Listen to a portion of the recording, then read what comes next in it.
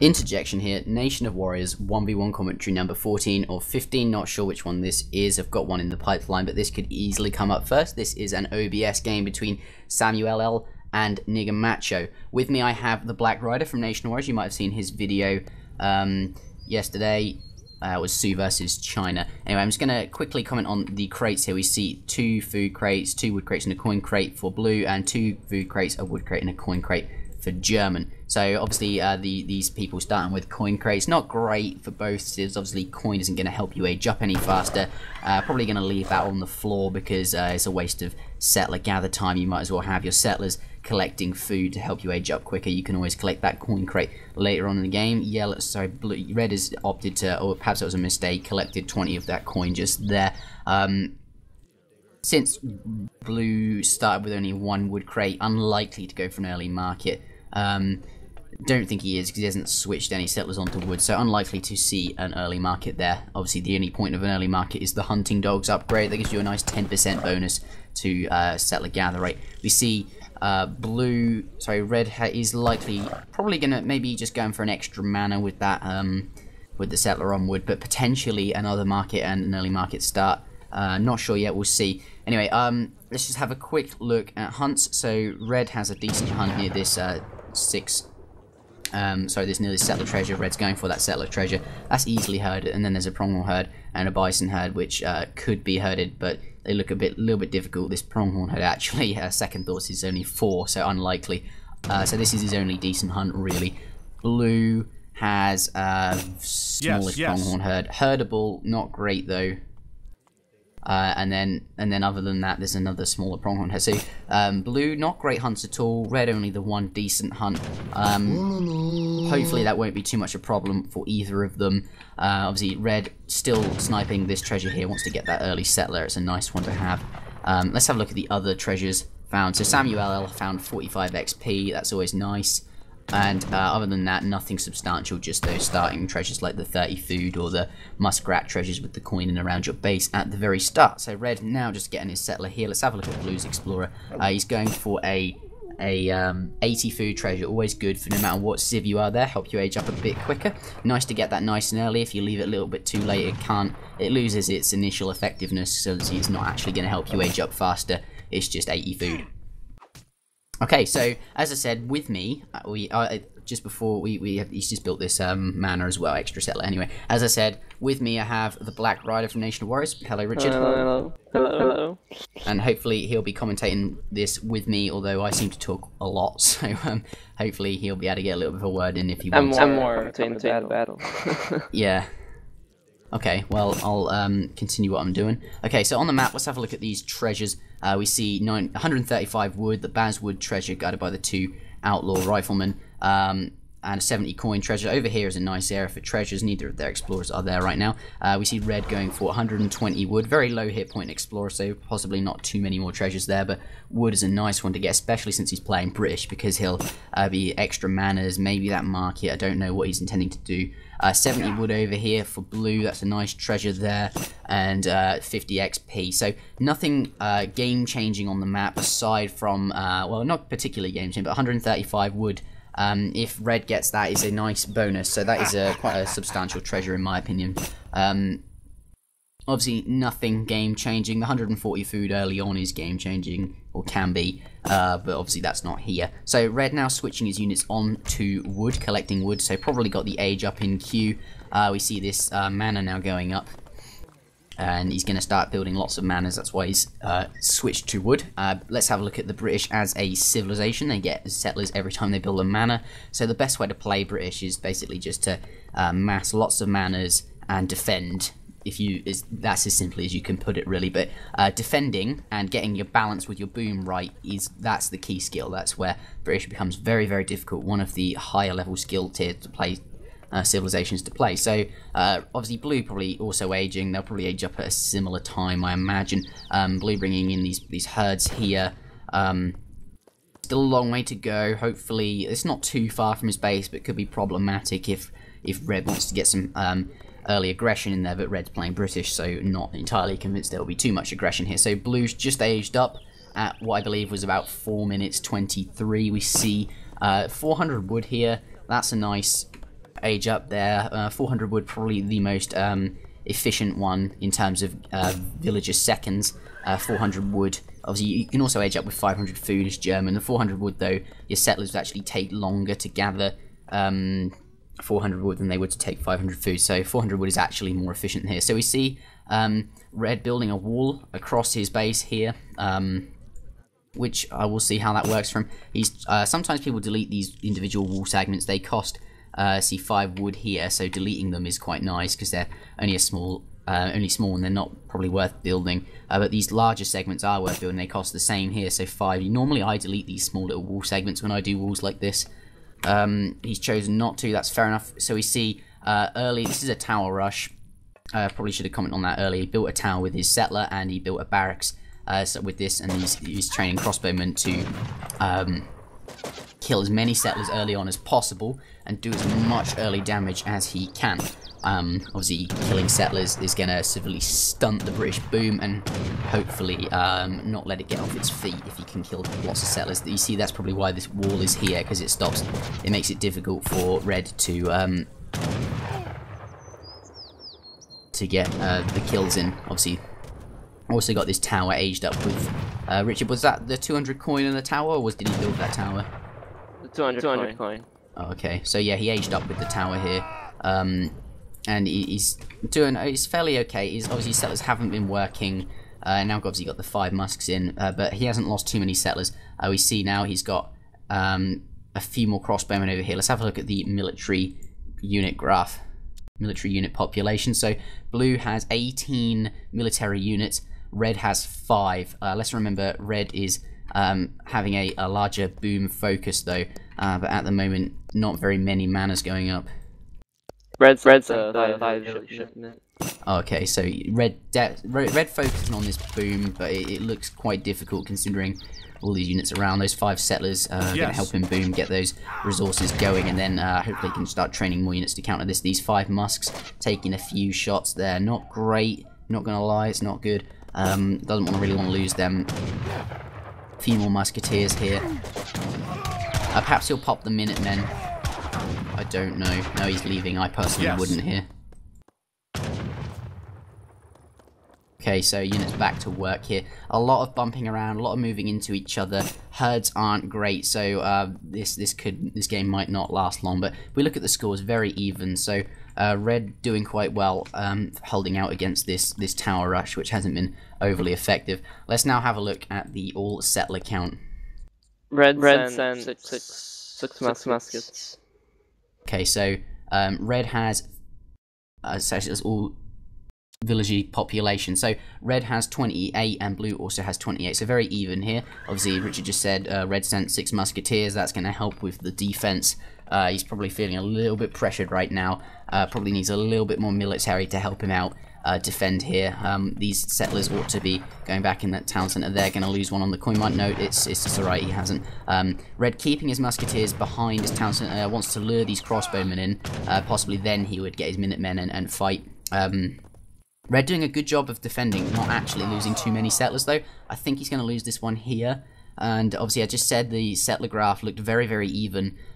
So he only needs to lose a few to, obviously, you have to spend 135 wood to get these extra settlers, and 135 wood isn't exactly a nice payment for a settler, especially if you're going to lose the settler. So here, not convinced, especially since crossbowmen counter musketeers quite well. See with the Minutemen, that's why he's fighting. He's waiting for the Minutemen. Now that they're here, I imagine blue will try and leave. We see a few musketeers going into hand combat to slow the crossbowmen down so they don't get away. Wants to keep them here, because obviously units that have gone into hand combat can't escape as easily.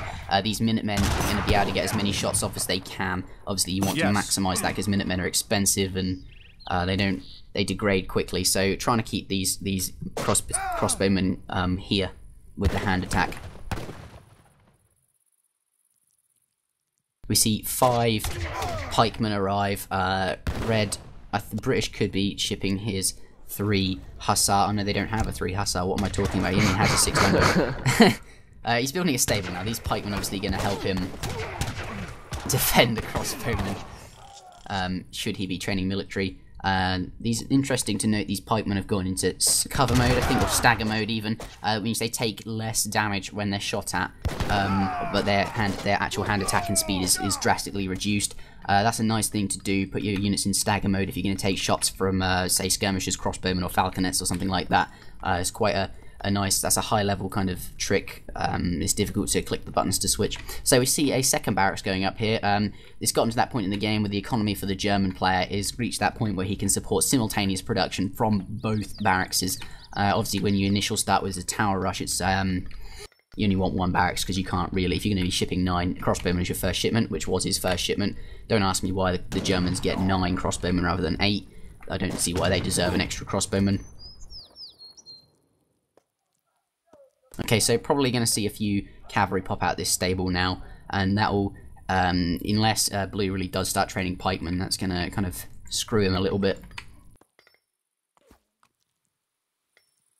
I'm going to take a look at the graphs. So let's have a look at all resources gathered. It's very, very even, both sitting at 7.25k resources, so 7,250. Villager count.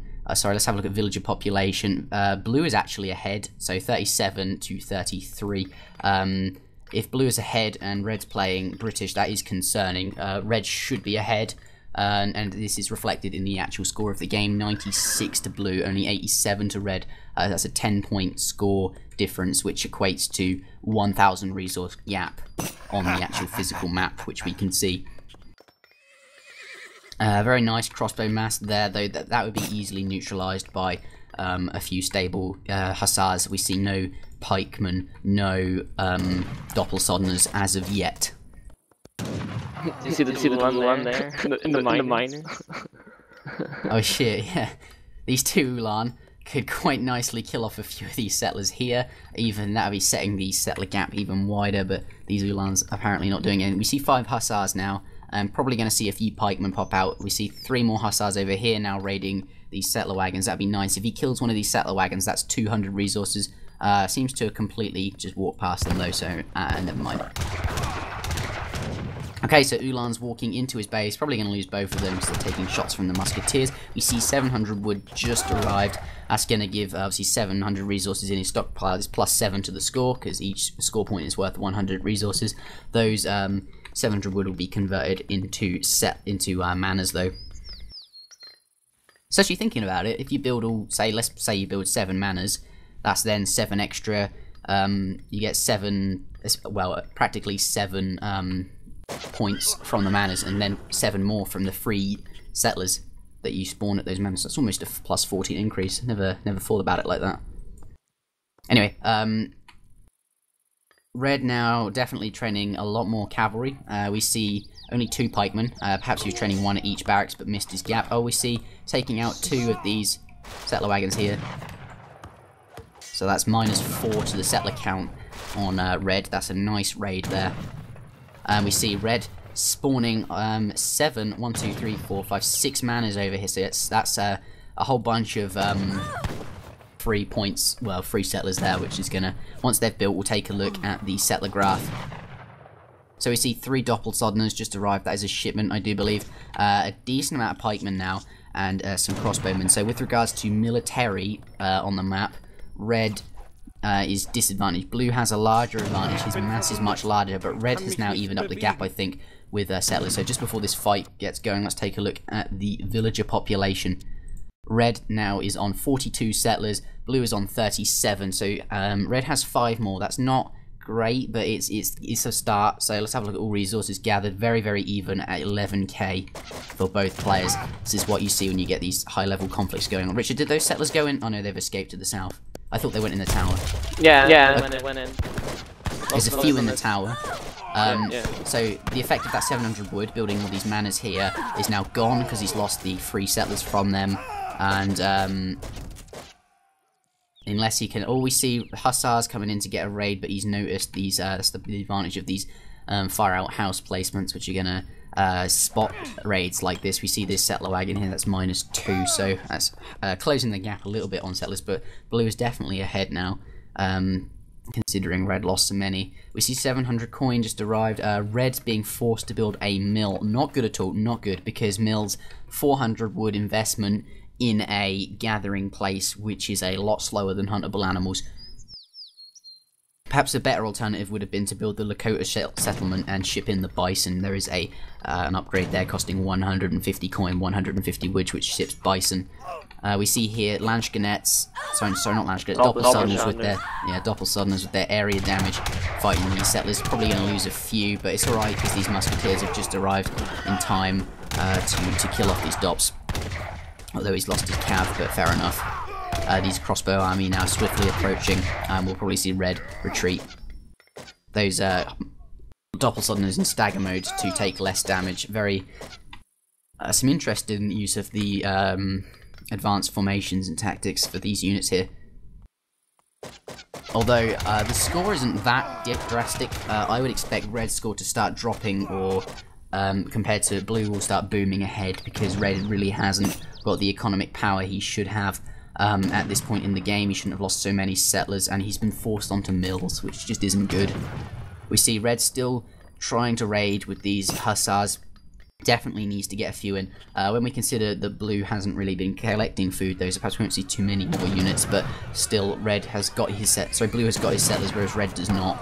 We see here that he's now pushing. Red's military power is very limited. Obviously you've got these hussars over here, and aside from that, he's already used his men, he's just got a few musketeers.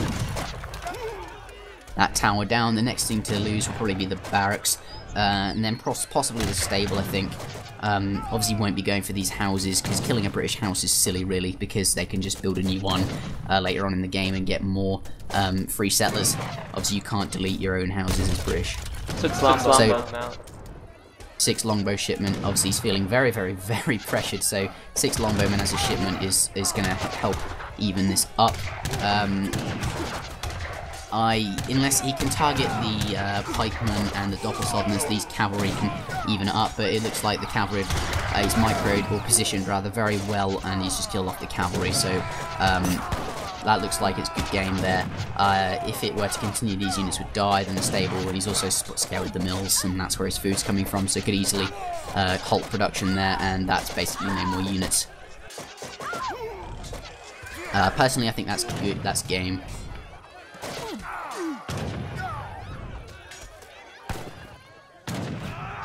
Okay, so Blue is leaving, doesn't have the siege capability to bring down a town centre.